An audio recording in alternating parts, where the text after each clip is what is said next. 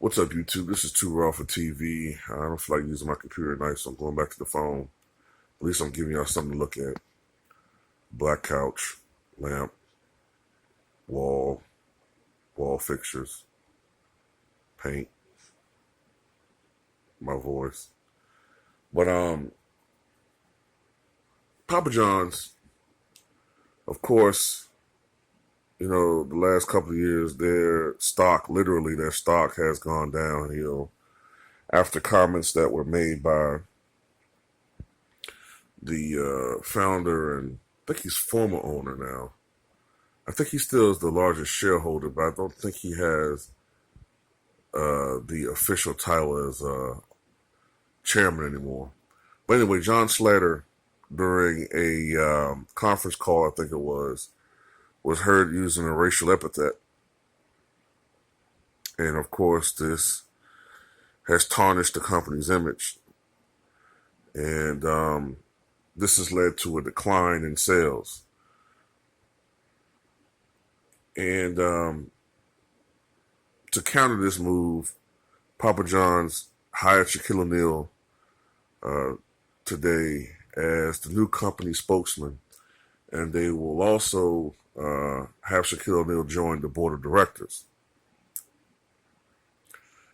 And Shaq offered reassurances to former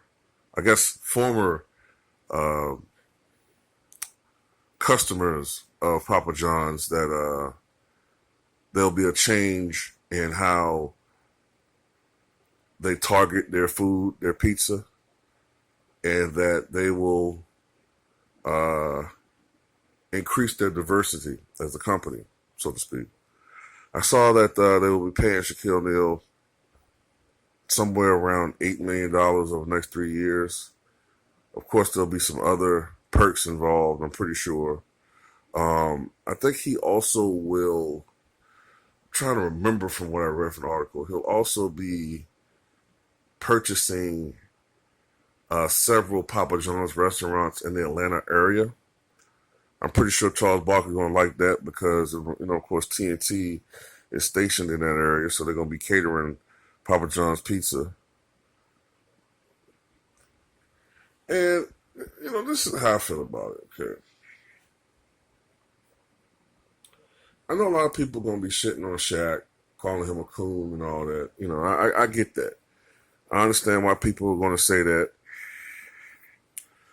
because of the fact that, Shaq in the past has not been exactly Khalid Muhammad when it comes to taking position on social issues. But like I said before, Shaquille O'Neal, you got to understand something. Some of these guys, and with some of my subscribers, shout out to them, man, because they be on point with some of the shit that they say. Everybody isn't demonstrative with what they do for the community. You know what I'm saying? Like some people, like I really hate to go here, man, but I'm not going to suggest anybody is doing this or that. But sometimes you have to question people who parade their altruism and their philanthropy in front of cameras. Because you got to question why they're doing it. Are they really genuine in what they're doing it? Or are they doing it because they want to project a certain image? Now, I don't know what Shaquille O'Neal does that's not heavily reported in the media. All right? But I do know this. Shaquille O'Neal came of age in the 1990s.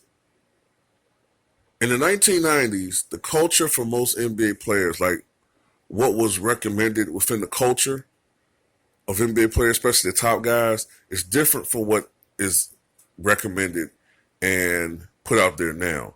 See, like I keep trying to tell people, I don't know whether I think it's a combination of our country being a lot more politically and socially divided than it was in the 90s. I still think that the death of Muhammad Ali led to a surge in political and social activism within the black community. People found out, young people read about him After his death, was curious about why he was so celebrated, and some people now see what he actually did and was able to accomplish within his lifetime. I think that has something to do with it. But you gotta understand, in the '90s, the culture was you make your money, all right? Because you don't know whether you're gonna have this money in the future. The financial boom in the NBA at that time was still relatively recent. You gotta remember when Dr. J came to the NBA in 1977, when the league was still struggling financially to the point where games were on tape delay and relatively few games came on television. And players still made so little money that in the off season they had to have regular jobs. This is still when players were making, maybe, I'm talking about like non-star players, were probably still making like, I'm just throwing a figure out there, $50 to $70, $80,000 a year. I'm talking about non-star guys. I'm talking about like in the '70s. So that's pretty good living for me and you. But for a guy that's traveling and you spend all the money as far as traveling, gotta remember, players didn't have private planes at the time. The NBA didn't start that until like the early '90s or late '80s. All right, so they had to travel commercial airlines like anybody else. All right, I know I'm going way off tangent here. I know I do that sometimes. I'm just so full of fucking information. I gotta fucking tell you guys this shit, all right? But anyway, the culture when Shaq was playing, make your money because you don't know the future, what the future holds.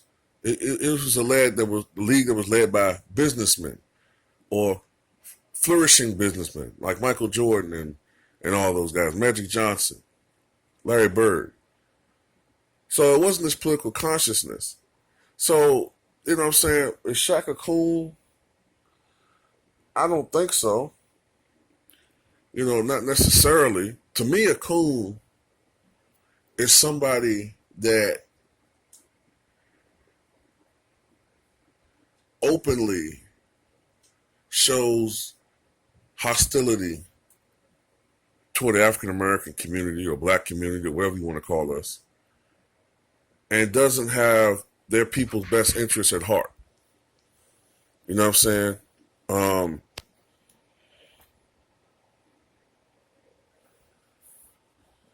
But that's how I feel about that, man. You know what I'm saying? Shaq is a businessman, man. And he probably looks at it as, look,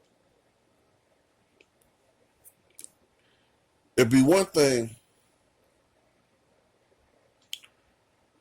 if it'd be one thing if Shaquille O'Neal had a history of saying things that were blatantly just totally like anti-African American, like or totally against our community. You know what I'm saying? Like a Jesse Peterson or something like that. Okay. Now, I don't like Shaq's stance on law enforcement all the time. You know what I'm saying? But it is what it is with that. I'm gonna tell you something I have noticed too about some white people, man. Have some of you guys ever worked in office settings or in hospitals or whatever? Have you guys noticed that since it got out that John Slater said what he said about black people? Have you guys noticed that more and more white people are eating Papa John's pizza? And I was talking about this with a friend of mine the other day, man. He noticed the same thing too. So, I don't know, man. But tell me what you guys think, man, about Shaquille O'Neal becoming the new spokesman for Papa John's Pizza. So I know some of y'all are not going to agree with me on this shit. But, I look at it like that, you know what I'm saying? Like Shaq trying to make his money, man. And it's not necessarily that Papa John's itself is like just infiltrated by white supremacists. It ain't like Shaq's joining the Klan and shit. It's like he's trying to change the image of a company that had at its lead a motherfucker that said something fucking racist. But you know what? I can't see me buying Papa John's pizza. I just can't. I mean, just aside from the fact that I just don't like the fucking pizza anyway. You know what I'm saying? It's just the only way I can eat that shit. The only way I used to be able to eat that shit, man, if I had to drench that shit in that olive oil sauce to come with the pizza, man. Other than that, man, the fucking crust was just horrible, man. But tell me what you guys think, man.